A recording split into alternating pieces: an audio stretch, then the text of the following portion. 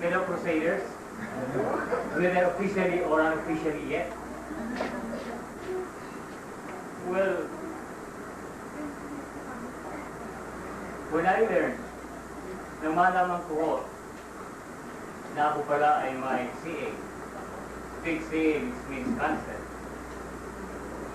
my first reaction was, why me? Why me again?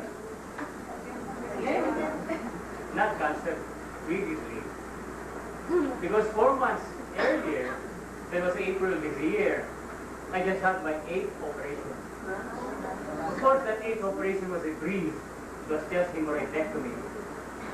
But I had 7 other operations, hemangioma, from my leg up to my hips. It has been undergoing operations since 1946. A lot of you might have been born at the time. Anyway, I think that was the, well, I am 63. And even at my age, I said, well, me, and again. I think the hardest part really is to accept, oh, it's you. It's so easy for you to say, oh, it's my friend, it's somebody I knew, somebody I read in the paper. But not me. This is rather unfair.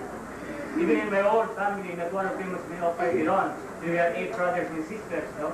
And why me? Is it because I am paying for the sins? I was thinking of being like martyr, as you would like to see, or a bayani. Anyway, I have done a lot of introspection. Tingnan ko pa naman kung ito eh. I have had other associations also with other seminars and other, we're talking about these sessions, and somehow this is very true, believe it or not, about, I was operated on by Dr. Hosen on September 2, then again in September 7, and a week later, about 3 or 4 in the morning, somehow I felt very high. I don't know if it's a dream, or I really felt it, but I felt stranded on a sandy beach, you know. It was a beach which was so calm and quiet, as if a storm had just passed away. And I felt so high, believe it or not. And I found myself crying. I was crying because I could hear a voice telling me, "Steve, you're not too bad off. You're not luckier than a lot of other people.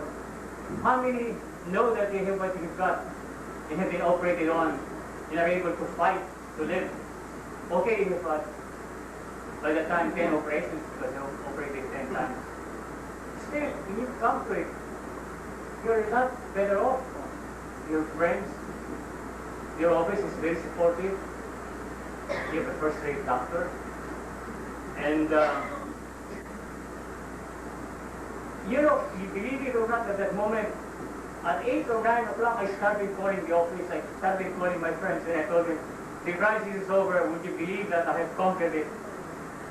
And I'm happy to have said that I have conquered this disease.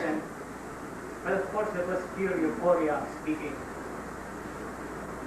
I also stayed for another 1 week in 1 month in the hospital.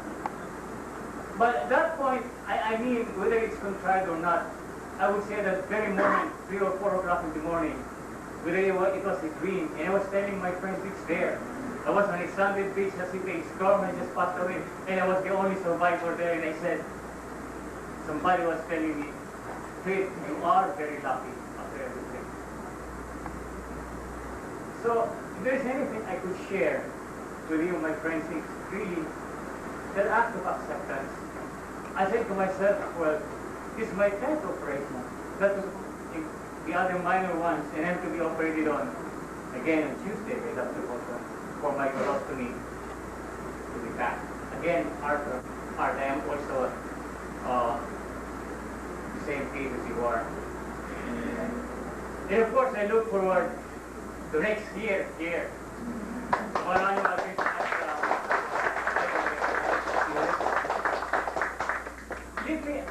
Allow me, please, no?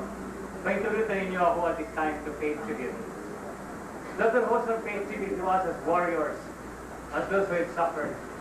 But I say, I would more than double the tribute for the unseen, for the skillful surgeons, those who have really fought cancer not only today but even in the past. They also have their angers, I'm sure. I know I can feel how they feel also when their patients are not getting so well. And I would pay special tribute, if I have to be particular, to Dr. Chan, associate of Dr. Wilson himself. The nurses, and all those in the medical staff who have made it possible for me. My message is this: we really have to live on. All of us are going to go one by one. I'm 63 and I'm supposed to be philosophical. But really there were times when I could not accept it. I mean, it was unfair, but now I accept it. I mean, as Dr. Wilson has once told me, the best way philosophy in life really is live it to the full, live it to the hill. Not the way other people that, you know, just enjoy today because tomorrow we die, but living it really that you are ready, that it's a clean, honest living that we have. And then perhaps we can really face the future unafraid, without fear.